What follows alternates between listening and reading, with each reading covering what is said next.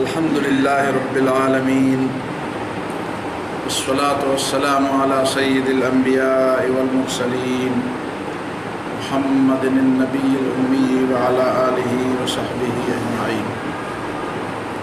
أما بعد، وبه قال حدثنا إسحاق بن منصور قال حدثنا حبان بن هلال قال حدثنا أبان قال حدثنا يحيى أن زيدا حدثه أن أبا سلام حدثه عن أبي مالك الأشعري قال قال رسول الله صلى الله عليه وسلم: الطهور شطر الإيمان والحمد لله تملأ الميزان وسبحان الله والحمد لله تملأان أو قال تملأ ما بين السماوات والأرض والصلاة نور والصدقة برهان والصبر ضياء والقرآن حجة لك أو عليك كل الناس يغدو فبائع نفسه فمعتقها أو موبقها.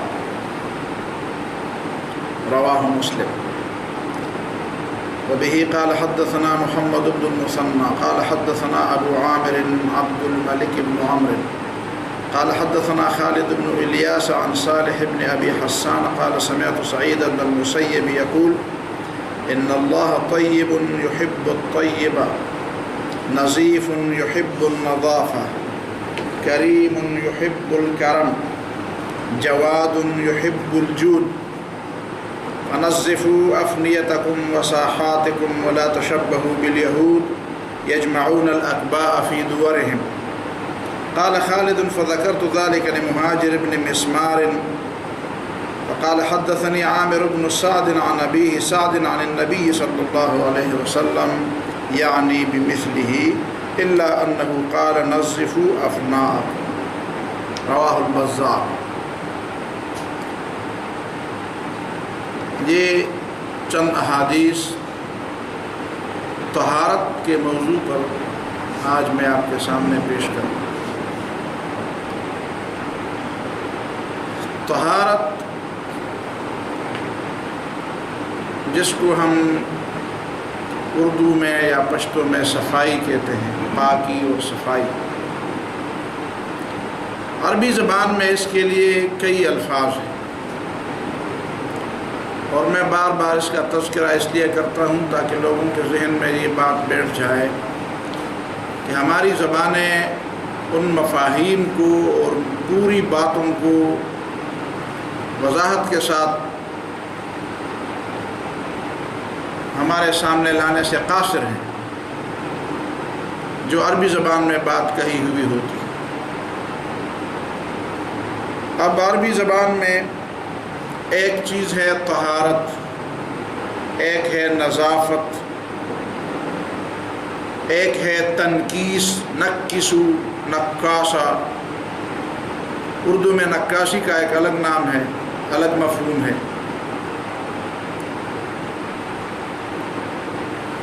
غسل، وضوء، تزکیہ، یہ سارے الفاظ صفائی اور طہارت کے لیے، لیکن ہمارے ہاں صرف صفائی ایک لفظ ہے. اس کا مفہوم یہ ہے کہ عربی زبان کے اندر صفائی کے مفہوم کو ادا کرنے کے لیے اردو، پشتو اور باقی زبانوں کی بنسبت زیادہ الفاظ ہیں، اس لیے کہ وہاں پہ مفہوم میں زیادہ وسعت ہے.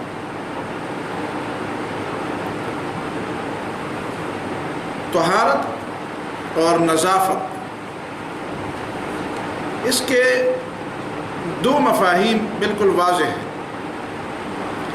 ایک مفہوم ایسا ہے جس کو مسلمان اور غیر مسلم دونوں سمجھ سکتے ہیں، اور ایک مفہوم ایسا ہے جس کو صرف مسلمان سمجھ سکتا ہے. غیر مسلم اس مفہوم کو نہیں سمجھ سکتا. آپ کہیں گے یہ کیسے؟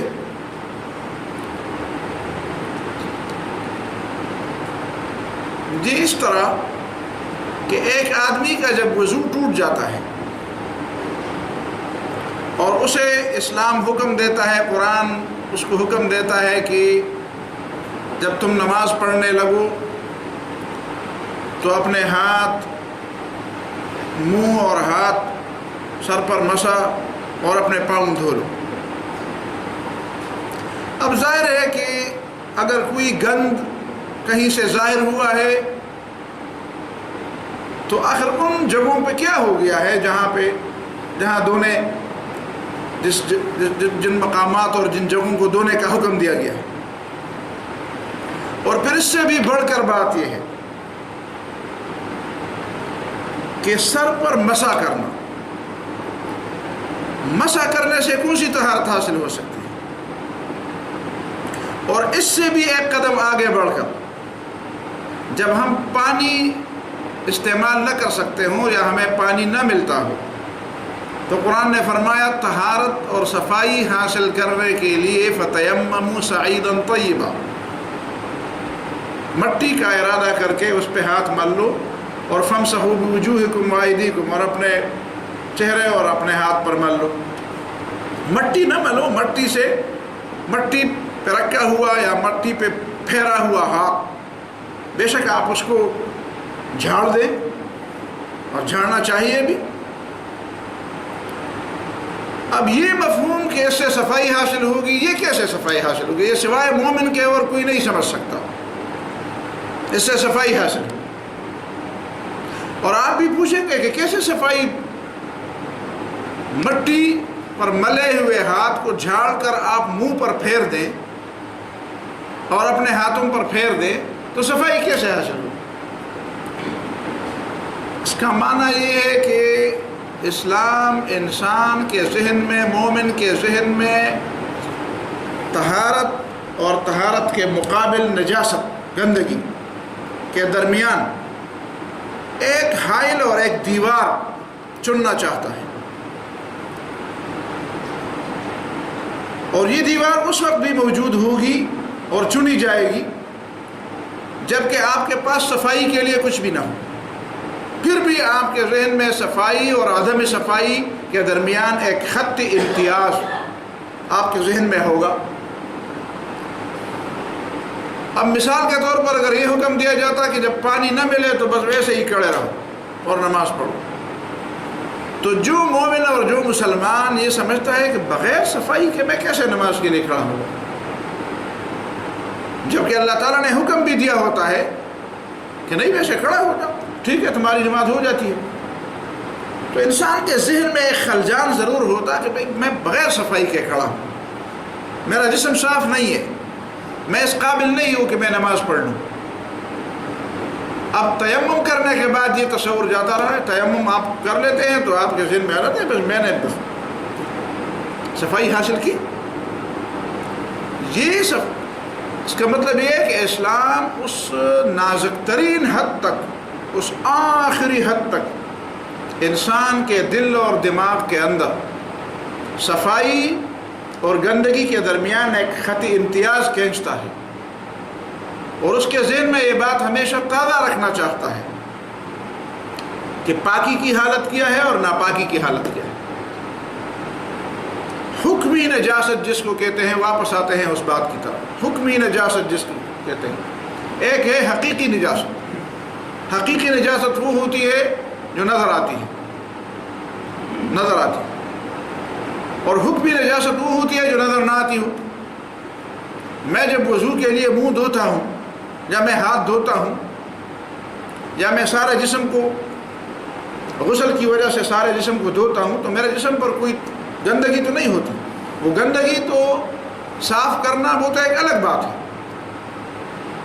اس کو آپ استنجا کہیں، استنقاء کہیں، یعنی یہ بھی ایک لفظ ہے، استنجا اور استنقاء، یہ بھی صفائی کے لیے عربی میں الفاظ ہیں۔ وہ دوسری چیز ہے، جب آپ کو شک ہو یا جب آپ کو یقین ہو یا گمان غالب ہو کہ یہاں کوئی گند لگا ہوا ہے تو اس گند کو دھونا الگ چیز ہے۔ اس کے بعد پھر وضو، اب دیکھیں نا اس کو وضو کا نام دیا گیا، کبھی طہارت کہتے ہیں کبھی وضو کہتے ہیں۔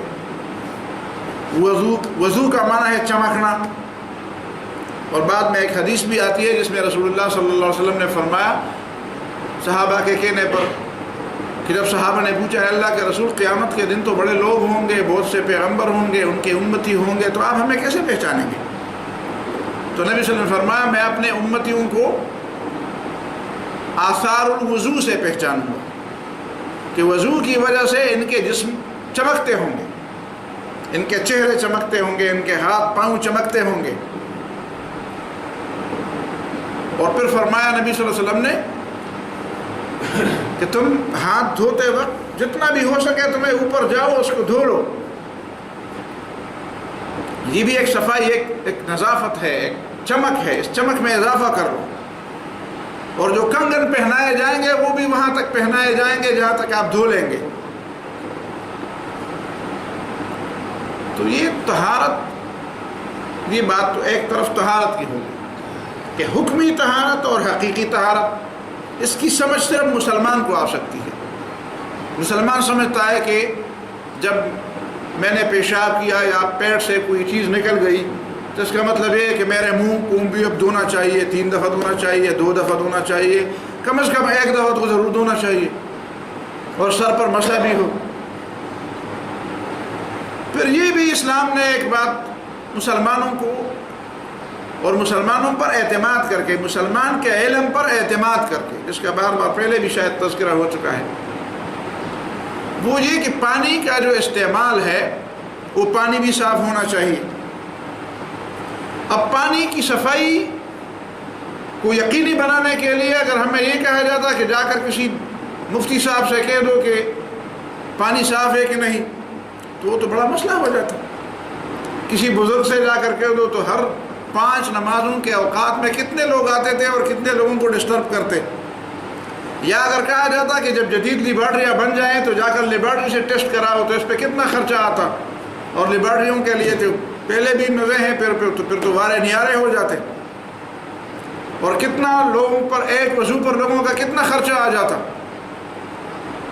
بجائے اس کے اسلام نے، قرآن نے، اللہ نے ہر مومن پر اعتماد کر کے کہ تمہارا علم پر اعتماد ہے، بس تم جب کہہ دو کہ یہ پانی قابل استعمال ہے تو وہ قابل استعمال ہے۔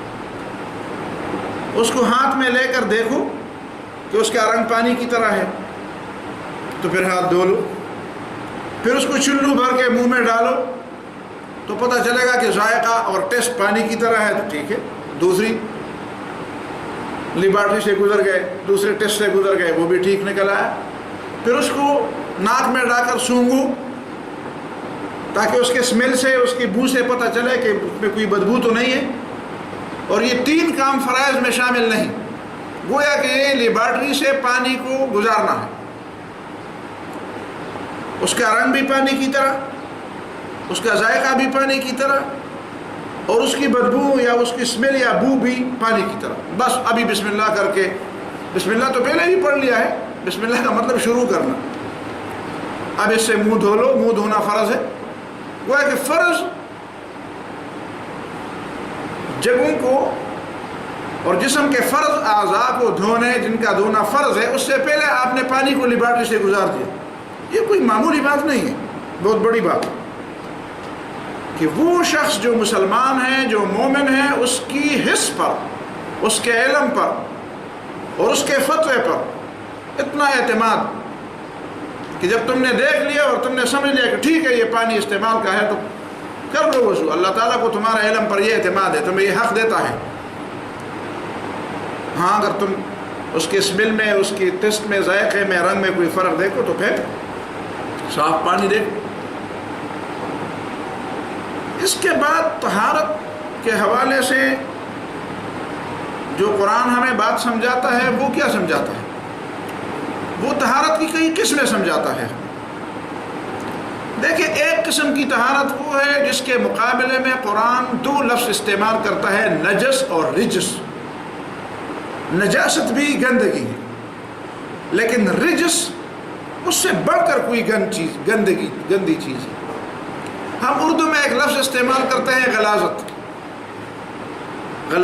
پتہ نہیں یہ اردو میں کیسے آیا۔ میں نے اپنے رسالے میں جو میری PhD کی تھیسس تھی اس میں نے اس لفظ پہ تحقیق کی ہے کہ یہ غلاظت کا لفظ گندگی کے لیے کیسے استعمال ہوا۔ غلیظ کا معنی تو ہے عربی زبان میں سخت۔ البتہ میرے ذہن میں اس وقت ایک توجیہ آئی تھی اور وہ میں نے لکھ بھی دی ہے کہ چونکہ قرآن مجید میں کافروں کے لیے عذاب غلیظ کی بات آئی ہے، من عذاب غلیظ، ہم ان کو غلیظ عذاب کا مزہ چکھائیں گے۔ اور اس غلیظ عذاب کی باقی تفصیلات جو قرآن اور سنت میں مذکور ہے، اس میں ہے کہ وہ پیپ ان کو پلایا جائے گا، ان کے پیٹ سے جو گند نکلے گا، اور ان پر جو، تو ان چیزوں کو ملا کر شاید کسی اردو دان کے ذہن میں یہ بات آئی ہو کہ اچھا یہ گندگی اور یہ پیپ اور یہ خون اور یہ چیزیں، تو اسی کو غلاظت سے تعبیر کیا گیا۔ واللہ تعالی عالم۔ نجاست غلیظہ، سخت قسم کی گندگی، فقہ میں بھی اس طرح کی بات ہے، فقہ میں بھی اسی طرح نجاست غلیظہ اور نجاست خفیفہ، کچھ سخت قسم کی نجاسات ہیں۔ مثال کے طور پر پیشاب ہے، شراب ہے، خون ہے، بہتا ہوا خون، یہ نجاست غلیظہ میں ہے، پاخانہ ہے۔ ایک ہے نجاست خفیفہ۔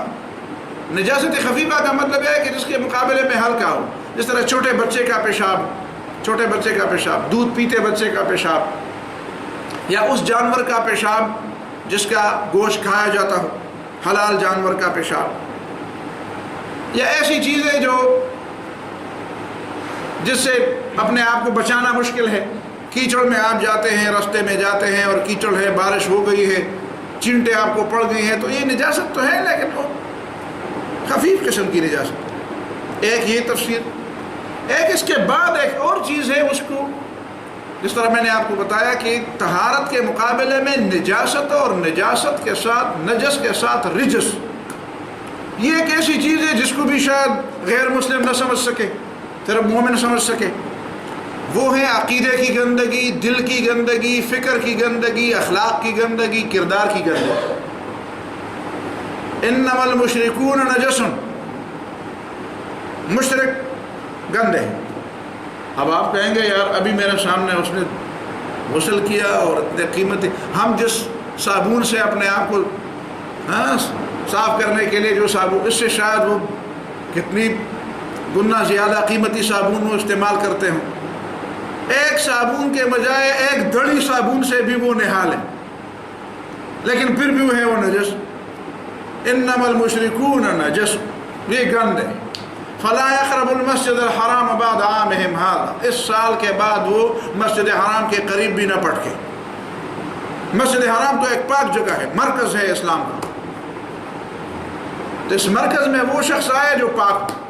ایک مومن ہے جس کے کپڑے میلے، میل جس کو کہتے ہیں، خیرنی، وہ آ سکتا ہے۔ جس کے کپڑوں پر میل کچیل ہو وہ مسجد حرام آ سکتا ہے، لیکن جن کے کپڑے بالکل زرق برق اور بالکل اس پر سپرے بھی لگائے گئے ہوں اور کئی من صابنوں سے اس کو نہایا دھویا بھی گیا ہو اور اس کے چہرے سے بالکل ایک نور ٹپکتا ہو، جس طرح لوگ کہتے ہیں مخن سمرنا خیجی، اس کے چہرے سے تو بالکل ایک نور ٹپکتا ہے، وہ گندا ہے اور یہ صاف ہے، اس کے مقابلے میں صاف ہے۔ یعنی میں یہ نہیں کہتا کہ اس کو میل کچیل والا ہونا چاہیے، اس کے کپڑے میلے ہونا چاہیے، لیکن میں یہ کہتا ہوں کہ اس کے مقابلے میں وہ گندا ہے، اس کو آنا چاہنا، اس کا آنا ممنوع نہیں ہے۔ کپڑے گندے ہیں، میلے ہیں تو میلے نہیں ہونے چاہیے، بدن میلا نہیں ہونا چاہیے، صفائی ہونی چاہیے، اور صفائی کو ہم نے موضوع بنایا ہے۔ لیکن اگر یہ صفائی نہ ہو اور مومن ہو آدمی، تو شاید ان کے کپڑوں پر میل بھی لگی ہو، تب وہ مسجد حرام آ سکتا ہے کہ نہیں آ سکتا؟ آ سکتا ہے۔ لیکن وہ شخص جس کے کپڑے بالکل صاف ستھرے ہوں اور ابھی اس نے کارخانے سے بنوا کر اور ابھی انہوں نے استری کر کے اور کیا کر کے اس کو صاف کیا، اور جتنا اس سے ہو سکے اس نے صفائی ظاہری صفائی ساری کچھ کی، لیکن وہ ہے مشرک، وہ ہے کافر، تو فلا يقرب المسجد الحرام، مسجد حرام نہیں آ سکتے، یہ نجس ہے۔ قرآن نے دوسری جگہ فرمایا فاجتنبوا الرجس من الاوثان واجتنبوا قول الزور، گندگی سے اپنے آپ کو بچاؤ جو بت پرستی ہے، وَاجْتَنِبُوا قَوْلَ الزُّورِ، اور جھوٹی گواہی، کسی پر جھوٹی تہمت، زور کی شہادت جس طرح کہتے ہیں، شہادت زور، ایک ایسی بات زبان سے کسی کے بارے میں نکالنا جو اس میں نہیں تھی، یہ گندگی ہے، اور اس کو شرک کے ساتھ نتی کیا گیا ہے۔ اسی وجہ سے رسول اللہ صلی اللہ علیہ وسلم نے فرمایا تھا الا وقول الزور، الا وقول الزور، خبردار یہ جھوٹی گواہی، کسی کے بارے میں جھوٹی بات کہنے سے اپنے آپ کو بچاؤ، تو یہ گندگی ہے۔ اب یہ ایک آدمی جھوٹی بات کہتا ہے، چاہے بظاہر بڑا برق نظر آ رہا ہے،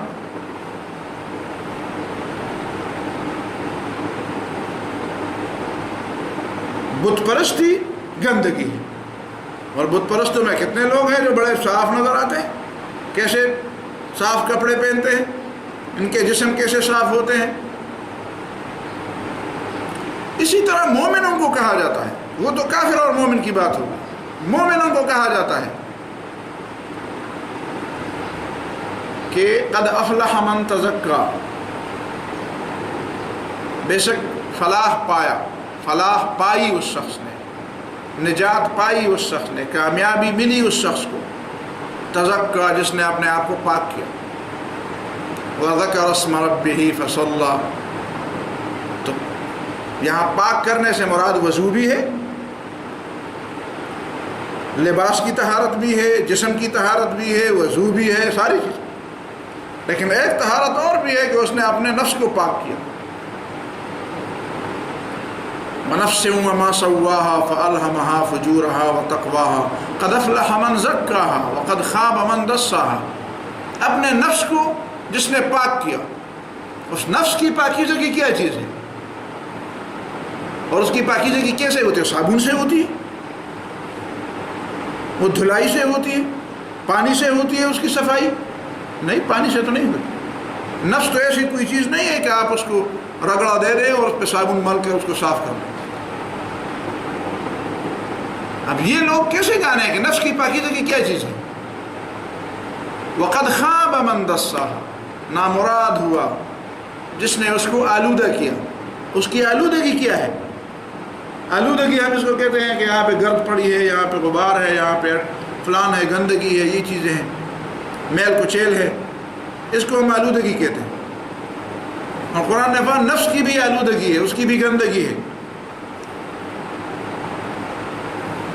تو اسلام جو طہارت کا تصور مسلمانوں کو دیتا ہے، اس میں بہت بڑی وسعت ہے، بہت بڑی وسعت ہے۔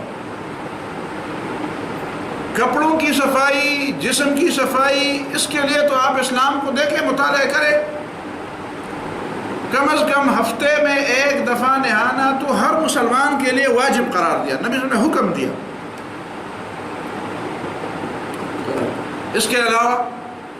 اس کے علاوہ بھی وضو کو 5 دن میں، نبی صلی اللہ علیہ وسلم نے مثال دی، اگر تمہارے میں سے کسی شخص کے گھر کے سامنے کوئی نہر بہہ رہا ہو، پانی بہہ رہا ہو، اور وہ اس میں سے روزانہ 5 دفعہ وضو کرے، تو کیا اس کے جسم پر کوئی میل کچیل باقی رہ جائے گا؟ یہ مثالیں نبی صلی اللہ علیہ وسلم نے دی۔ ہمارے ہاں یہ طریقہ رائج ہو گیا ہے کہ ایک نماز ایک وضو کر کے پھر ساری نمازیں اس ایک وضو سے پڑھتے ہیں، یہ درست ہے، جائز ہے، لیکن نبی صلی اللہ علیہ وسلم کی عادت نہیں تھی۔ فتح مکہ کے موقع پر رسول اللہ صلی اللہ علیہ وسلم نے ایک وضو سے 4 نمازیں پڑھی۔ حضرت عمر رضی اللہ تعالیٰ عنہ نے کہا، اے اللہ کے رسول، آپ نے آج ایک ایسا کام کیا ہے جو میں نے آپ کو کرتے کبھی نہیں دیکھا، ایک وضو سے آپ نے اتنی نمازیں پڑھی۔ تو نبی نے فرمایا مصروف ہوں بہت زیادہ، مصروفیت کی وجہ سے وقت نہیں ملا۔ اس کا مطلب یہ ہے کہ نبی صلی اللہ علیہ وسلم کی عام عادت یہ تھی کہ وہ ہر نماز کے لیے وضو بناتے تھے۔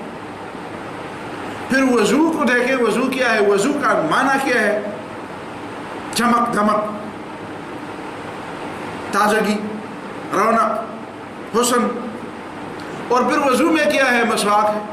نبی نے فرمایا لولا ان اشق علی امتی لامرتهم بالسواک عند كل صلاۃ، اگر مجھے یہ خطرہ نہ ہوتا کہ میری امت پر بات بڑی مشکل گزرے گی تو میں ان کو حکم دیتا کہ وجوباً تم نے ہر نماز کے لیے، ہر وضو کے لیے تم نے مسواک استعمال کرنا ہے۔ نبی صلی اللہ علیہ وسلم ہمیشہ مسواک کا استعمال کرتے تھے، اٹھتے بیٹھتے گھر آتے۔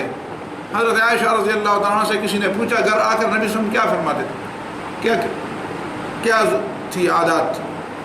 تو فرماتے ہیں مسواک تو نبی صلی اللہ علیہ وسلم کے پاس ایسی پڑی ہوتی تھی جس طرح کسی کے کاتب کے کان میں پن پڑا ہوتا ہے. جس طرح ہمارے یہاں کاتبوں کے کان میں تو زیادہ نہیں، بابوں کے کان میں تو ہوتا ہے تقریباً، یا جو لکھنے والے اس طرح لکیریں کھینچنے والے ہوتے ہیں ترکان کے کان میں اکثر جب وہ پنسل ہوتا ہے تو اسی طرح رکھتا ہے. اسی طرح نبی صلی اللہ علیہ وسلم یہاں پہ مسواک رکھتے تھے. سواک نبی صلی اللہ علیہ وسلم کو بہت پسند تھی. عین اس وقت جب نبی صلی اللہ علیہ وسلم اس دنیا سے رخصت ہو رہے تھے، جب دیکھا مسواک غالباً عبد الرحمن ابن ابی بکر کے پاس تھا یا کسی اور کے پاس، تو اس کو دیکھ رہے تھے، اور حضرت عائشہ رضی اللہ تعالیٰ عنہ نے اس کے لیے اپنے منہ میں اس کو ذرا نرم کیا اور پھر نبی صلی اللہ علیہ وسلم کو دے دیا، اور نبی صلی اللہ علیہ وسلم نے اس وقت بھی مسواک کیا. اسی طرح غسل البراجم، میں نے آپ کو پہلے بھی یہ حدیث سنائی تھی، یہ جو بند ہوتے ہیں ان میں میل کچیل جمع ہوتا ہے. اسی طرح وہ جو خمس من الفطرہ، فطرت کی جو 5 چیزیں ہیں ان میں ساری صفائی کی چیزیں ہیں، غیر ضروری بال اور اس کی صفائی کرنا. تو یہ ماحول کی صفائی. ابھی ایک حدیث میں آپ کے سامنے بیان کروں، نظفوا افنیتکم، اپنے گھر اور گھر کے آنگن صحن اور گھر کے ارد گرد علاقے کو صاف رکھو.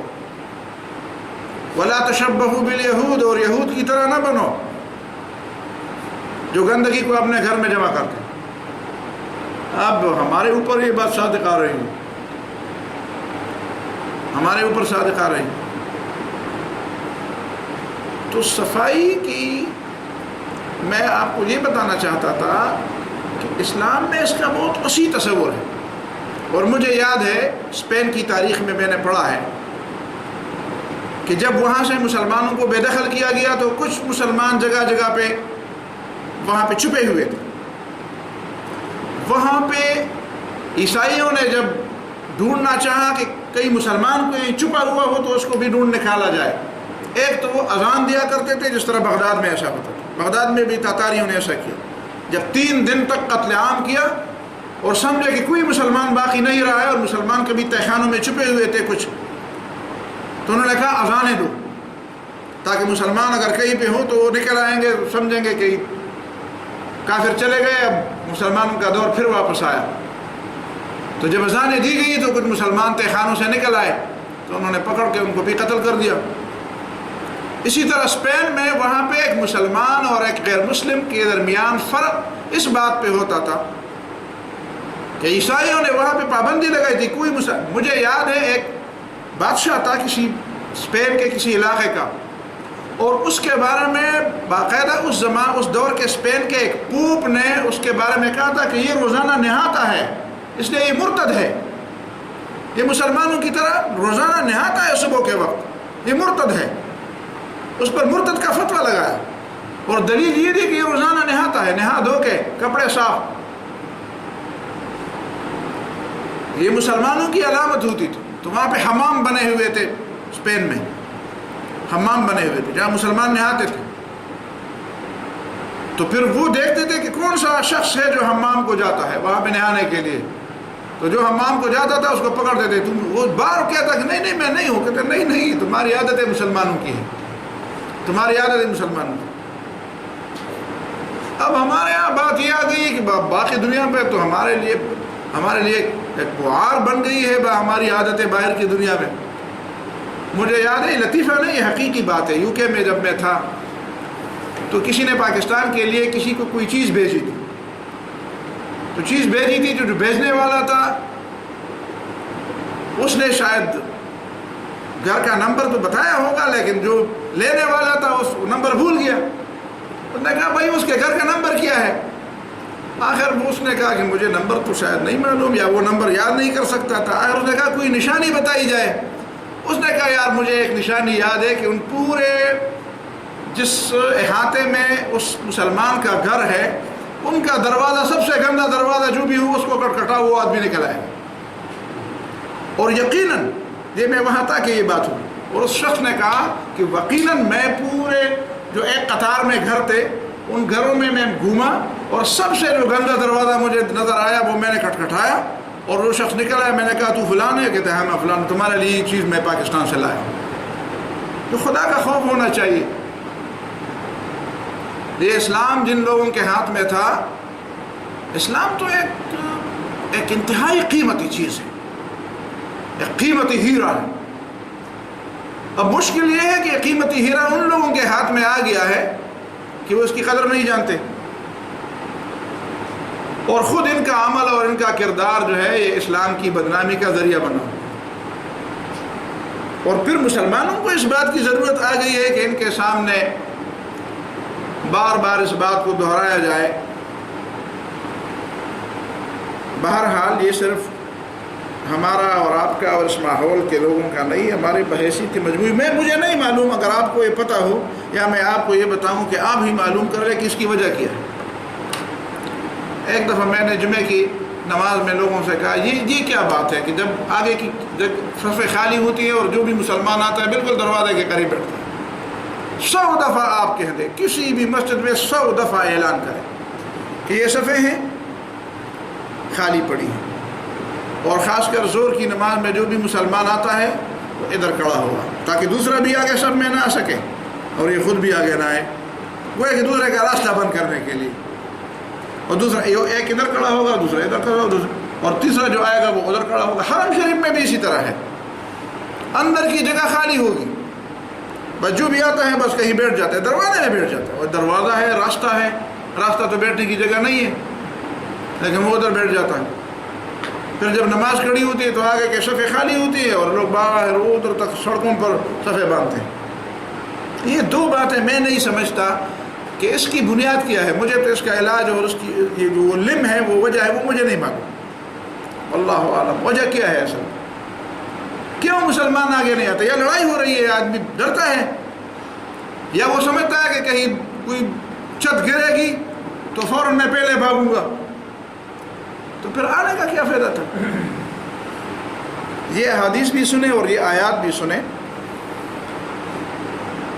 یہ ابو مالک اشعری رضی اللہ تعالیٰ عنہ کی روایت ہے کہ رسول اللہ صلی اللہ علیہ وسلم نے فرمایا الطہور شطر الایمان، صفائی ایمان کا حصہ ہے، یا دوسری حدیث میں ہے نصف الایمان، آدھا ایمان ہے۔ والحمد للہ تملأ المیزان، وہ صفائی جو ایمان کا حصہ ہے اس میں عقیدے کی صفائی بنیادی طور پر شامل ہے، فکر کی صفائی، عقیدے کی صفائی، نظریے کی صفائی، نیت کی صفائی، اور وہ توحید ہی کی وجہ سے وہ صفائی آتی ہے۔ والحمد للہ تملأ المیزان، الحمدللہ جو کلمہ توحید کی طرح ہے، اس کا معنی یہ ہے کہ خدائی کی ساری صفات اللہ ہی کے لیے ہے۔ تملأ المیزان، یہ میزان کو بھر سکتا ہے، اس سے میزان بھر جاتا ہے، نیکی کے اعمال تولنے کا جو میزان ہے، جو ترازو ہے وہ اس سے بھر جاتا ہے۔ وسبحان اللہ والحمدللہ، اور سبحان اللہ والحمدللہ جب آپ پڑھیں عقیدے کی بنیاد پر تو تملأان ما بین السماوات والارض، آسمانوں اور زمینوں کے درمیان جو فضا ہے یہ اس سے بھر جاتا ہے۔ میزان تو صرف الحمدللہ سے بھر جاتا ہے، اور سبحان اللہ اور الحمدللہ یعنی گویا کہ اس کا معنی یہ نہیں ہے کہ میزان اس سے چھوٹی چیز ہے یا اس سے یہ بڑی چیز ہے، یہ ہمیں سمجھانے کے لیے ہے کہ آپ کے ذہن میں کیا ہوگا کہ میزان کیا چیز ہے، تو اس سے بڑی چیز ہے جو آسمانوں اور زمین کے درمیان جو فضا ہے، اس سے میزان بڑی چیز ہے۔ والصلاۃ نور، نماز نور ہے، روشنی ہے، جو نماز پڑھیں گے ان کو روشنی ملے گی قیامت کے دن جب اندھیرا ہوگا۔ والصدقۃ برہان، اور صدقہ دلیل ہے، کس بات کی دلیل ہے؟ ایمان کی صداقت کی۔ صدقہ کو صدقہ اس لیے کہتے ہیں صداقت ہے، جو لوگ ایمان پر خرچ کرتے ہیں، جو سمجھتے ہیں کہ پیسہ اللہ تعالیٰ کی رضا کے لیے وہ خرچ کرتے ہیں، وہ گویا کہ اس بات کی تصدیق فراہم کرتے ہیں کہ میں جو میرا عقیدہ ہے میں اس کی تصدیق کر رہا ہوں۔ والصبر ضیاء، اور صبر روشنی ہے۔ صبر، بے صبری سے مسئلے تو حل نہیں ہوتے، صبر سے مسئلے حل ہوتے ہیں، صبر سے روشنی مل جاتی ہے۔ بے صبری ایک قسم کی جلد بازی، یہ شیطانی عمل ہے، شیطانی عمل، اور صبر جو ہے وہ ضیاء روشنی ہے. اب ضیاء اور نور میں جو فرق ہے اس مجلس میں شاید میں اس کو زیادہ وہ نہ کروں، لیکن آپ ہی نوٹ کر لیں کہ صلاۃ اور صبر، کچھ لوگوں نے یہی کہا ہے کہ صبر جو ضیاء کو کہتے ہیں، ضیاء والذی جعل الشمس ضیاء والقمر نورا، حالانکہ چاند کی روشنی سورج کی روشنی سے لی گئی ہے. تو یہاں تو پھر نماز سے صبر بڑھ کر چیز ہوئی. تو لوگوں نے اس کا جواب یہ دیا ہے کہ صبر اس لیے بڑھ کر چیز ہوئی ہے کہ نماز ہی میں صبر ہے. اگر آپ میں صبر نہ ہو تو آپ نماز بھی نہیں پڑھ سکتے، اور بے صبری میں جو نماز آپ پڑھیں گے وہ نماز ہی نہیں ہوگی. نماز پڑھنے کے لیے بھی صبر کی ضرورت ہے. والقرآن حجت لک او علیک، اور قرآن کا علم حاصل کرنا تو ایک بات، لیکن یہ دیکھو کہ یہ تم حجت لک تمہارے لیے دلیل ہے، او علیک یا تمہارے خلاف دلیل ہے. کچھ لوگ قرآن کا علم اس لیے سیکھتے ہیں کہ وہ دوسروں پر چسپان کرنے کے لیے سیکھتے ہیں. یہ فرقوں کے لوگ جو ہوتے ہیں، یا جب کوئی کسی کا مخالف بن جاتا ہے تو آیتیں ڈھونڈتا ہے کہ کبھی اس کے ماتھے پر دے ماریں. تو یہ تو اپنی ہدایت کے لیے کتاب ہے، لوگوں کے ماتھے پر دے مارنے کے لیے تو نہیں ہے، لوگوں پر فتوے لگانے کے لیے تو نہیں ہے. کل الناس یغدو، ہر شخص صبح کے وقت گھر سے نکلتا ہے. فبائع نفسہ، تو اپنے بارے میں ایک خرید و فروخت کرتا ہے، اپنی ذات کے بارے میں کوئی خرید و فروخت کرتا ہے. لوگ تو کہتے ہیں پیسوں سے خرید و فروخت ہوتی ہے نا، پیسوں سے نہیں ہوتی. پیسوں سے پہلے اپنی نفس کے بارے میں ہوتی ہے خرید و فروخت. اپنے نفس کے بارے میں کیسے خرید و فروخت ہوتی ہے؟ فموتقها او موبقها، کچھ لوگ اپنے آپ کو آزاد کرتے ہیں اور کچھ لوگ اپنے آپ کو بیچ دیتے ہیں، تباہ کرتے ہیں. فموتقها، کچھ لوگ اپنے آپ کو خرید کر آزاد کرتے ہیں، جہنم سے آزاد کرتے ہیں، اللہ تعالیٰ کے قہر اور غضب سے آزاد کرتے ہیں. اور موبقها، کچھ لوگ ایسا سودا کرتے ہیں کہ اپنے آپ کو تباہ کر دیتے ہیں، اور بظاہر شاید وہ سمجھتے ہوں گے کہ ہم نے بڑی کمائی کی. یہ مسلم کی روایت ہے، سعید ابن مسیب کی روایت ہے، اور دوسری روایت میں یہ نبی صلی اللہ علیہ وسلم کی حدیث ہے کہ نبی صلی اللہ علیہ وسلم نے فرمایا ان اللہ طیب، اللہ تعالیٰ خود طیب ہے، پاک ہے. یحب الطیب، اور پاک بندے کو پسند کرتا ہے. نظیف یحب النظافہ، اللہ تعالیٰ صاف ہے، صفائی پسند ہے. طیب اور نظیف، دیکھو طیب بھی طہارت کے لیے ہے. طیب اس کا معنی ہم کہتے ہیں خوشبو، مزیدار، جس کی باتیں اچھی لگے، جس کا وجود اچھا لگے، جس کی موجودگی سے فرحت محسوس ہو، خوشی محسوس ہو. کریم یحب الکرم، کرامت والا ہے، شرافت والا ہے، اور کرامت اور شرافت والے کو پسند فرماتا ہے. جواد، سخی ہے، دینے والا ہے، خرچ کرنے والا ہے، جود اور کرم والا ہے، سخا والا ہے. اور یحب الجود، اور کرم اور جود اور سخا کو پسند فرماتا ہے. فنظفوا افنیتکم، تو اپنے گھروں کو اور گھر کے آنگن اور صحن کو پاک رکھو. وساحاتکم، اور اپنے گھر کے قریب کے علاقوں کو صاف رکھو. ولا تشبہوا بالیہود، اور یہود کے ساتھ اپنے آپ کو مشابہ مت بناؤ، یہود کی طرح نہ بنو. یجمعون الاکباء فی دورہم، کہ گن کو اپنے گھروں میں جمع کرتے ہیں. یہ سب ایسے تھے، بہت قریب زمانے تک یہ ایسے تھے. اور واللہ عالم پھر ہمیں کیا ہو گیا ہے یہ میں نے آپ کو بتا دیا، مجھے نہیں معلوم. باب صفت امت محمد صلی اللہ علیہ وسلم میں ایک حدیث ہے،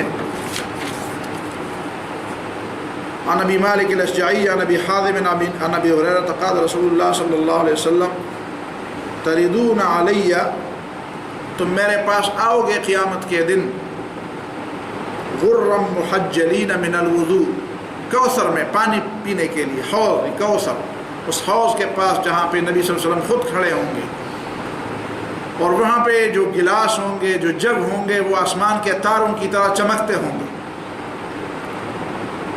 اور نبی صلی اللہ علیہ وسلم خود اپنے ہاتھ سے ایک شخص کو پانی دے. اللہ تعالیٰ ہمیں نصیب فرمائے. تو تم نبی صلی اللہ علیہ وسلم کے پاس آؤ گے غرن چمکتے ہوئے، محجلین سفید. حجل کا معنی ہے کہ ایک جانور ہو، مثال کے طور پر آپ ایک گھوڑے کو لے لیں. ایک گھوڑا ہے جو اس کا پورا رنگ کالا ہے یا بھورا ہے، اور اس میں ایک داغ ہے سفید دور سے نظر آنے والا. اسی طرح دور سے نظر آتے ہوں گے وہ ہے میرا امتی، وہ ہے وضو بنانے والا، صفائی کرنے والا، طہارت کرنے والا، غسل کرنے والا. تو محجلین من الوضوء سیما امتی، یہ میری امت کی خصوصیت ہے. کچھ لوگوں نے کہا پرانے لوگوں زمانے کے لوگ کیا وضو نہیں بناتے تھے؟ بناتے ہوں گے لیکن ان میں وہ نشانی نہیں ہوگی. بس یہ امت محمدی کو اللہ تعالیٰ نے یہ مقام دیا ہے. وہ بھی وضو کرتے ہوں گے، بغیر وضو کے ان کی بھی نماز نہ ہوگی، لیکن وضو کی وجہ سے وضو کے اعضاء کا چمکنا قیامت کے دن اور دور سے ان کا نظر آنا نبی صلی اللہ علیہ وسلم کے لیے یہ سیما امتی، یہ میری امت کی خصوصیت ہے اور نشانی علامت ہے. لیس لأحد غیرہا، ان کے علاوہ کسی اور کے لیے نہیں ہے. معمولی بات نہیں، بہت بڑی بات ہے. اسی طرح نبی ہریرہ ان رسول اللہ صلی اللہ علیہ وسلم قال، نبی صلی اللہ علیہ وسلم نے فرمایا اتقوا اللاعنین، ان دو باتوں سے اپنے آپ کو بچاؤ جو لعنت ملامت کا سبب ہے. جو کام اگر تم کرو گے تو لوگ تم پر لعنت بھیجیں گے، یا اللہ تعالیٰ تم پر لعنت بھیجیں گے، ملائک تم پر لعنت بھیجیں گے. لاعنین میں یہ نہیں بتایا کون لعنت بھیجے گا. بہت بری باتیں ہوں گی وہ دو جو لعنت کے سبب ہے. وہ کیا ہے؟ قالوا وما اللعنان یا رسول اللہ، اے اللہ کے رسول صلی اللہ علیہ وسلم یہ دو باتیں کون سی ہیں جن کی بنیاد پر لوگ لعنت بھیجیں گے اس کے کرنے والے پر؟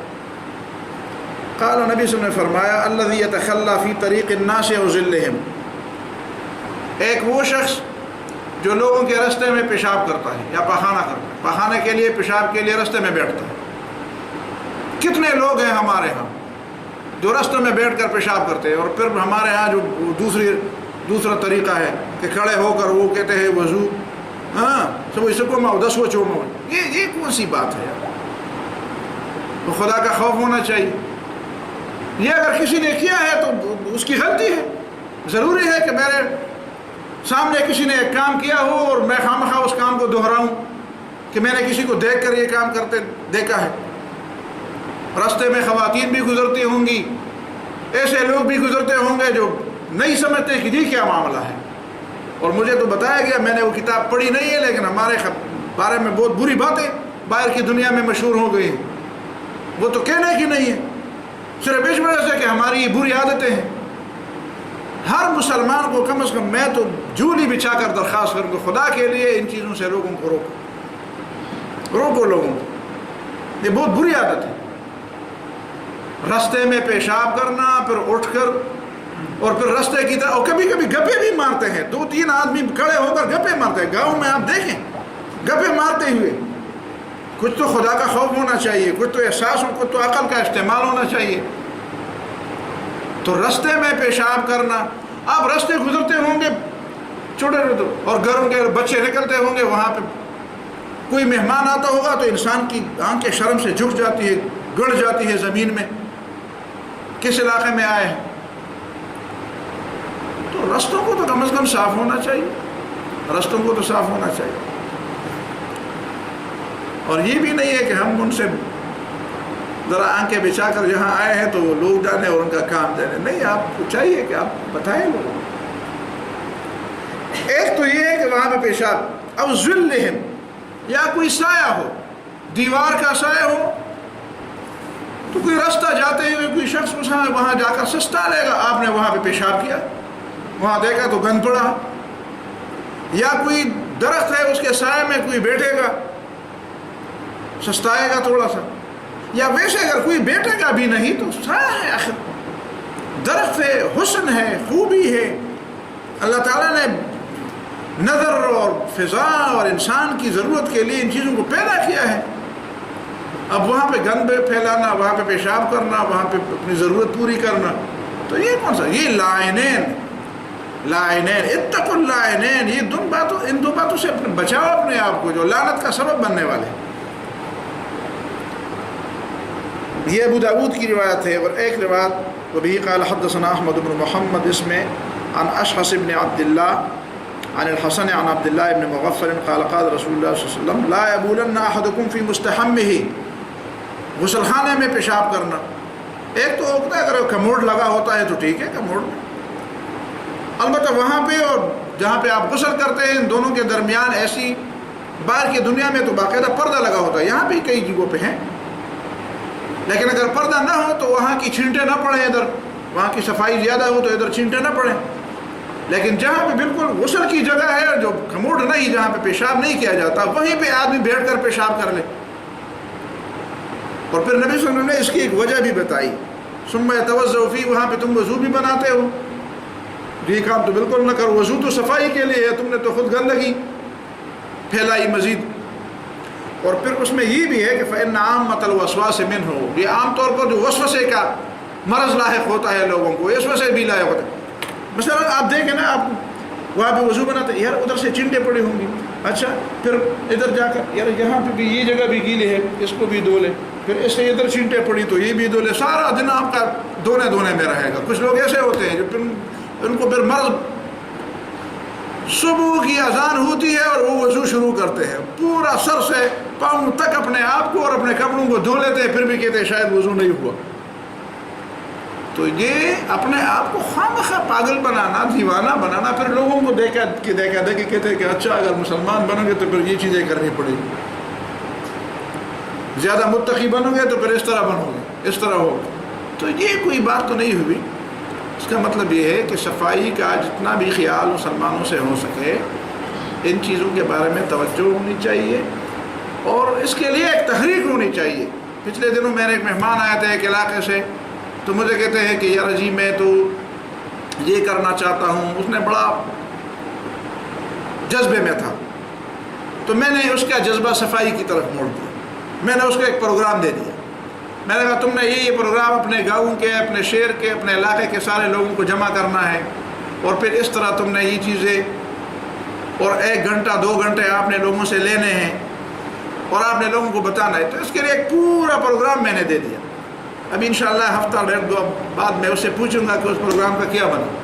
آپ بھی اسی طرح کریں کہ اپنے علاقوں میں، اپنے گاؤں میں، اپنے حکم میں جا کر لوگوں سے یہی کہے کہ جو مجھ سے ہو سکے بیلچی میں خریدوں گا، جھاڑو میں دے دوں گا، لیکن گھنٹہ 2 گھنٹے وقت آپ دے دیں۔ لوگ کہیں یار یہ کیسے، لوگ پاگل کہیں گے، پاگل کہیں یا جو بھی کہیں، اور پھر آپ لوگوں کو یہ بتائیں کہ مجھے اس بات پر کس نے مجبور کیا، مجھے اس بات پر کسی لیڈرشپ نے مجبور نہیں کیا، ووٹ مانگنے نے مجبور نہیں کیا، مجھے اس بات پر مجبور کیا قرآن نے اور سنت نے۔ اور قرآن اور سنت میں جو صفائی کا تصور ہے، پھر وہ لوگوں کے ذہن میں بٹھائیں کہ قرآن اور سنت میں صفائی دل سے، عقیدے سے شروع ہوتی ہے اور پورے ماحول تک پھیلتی ہے۔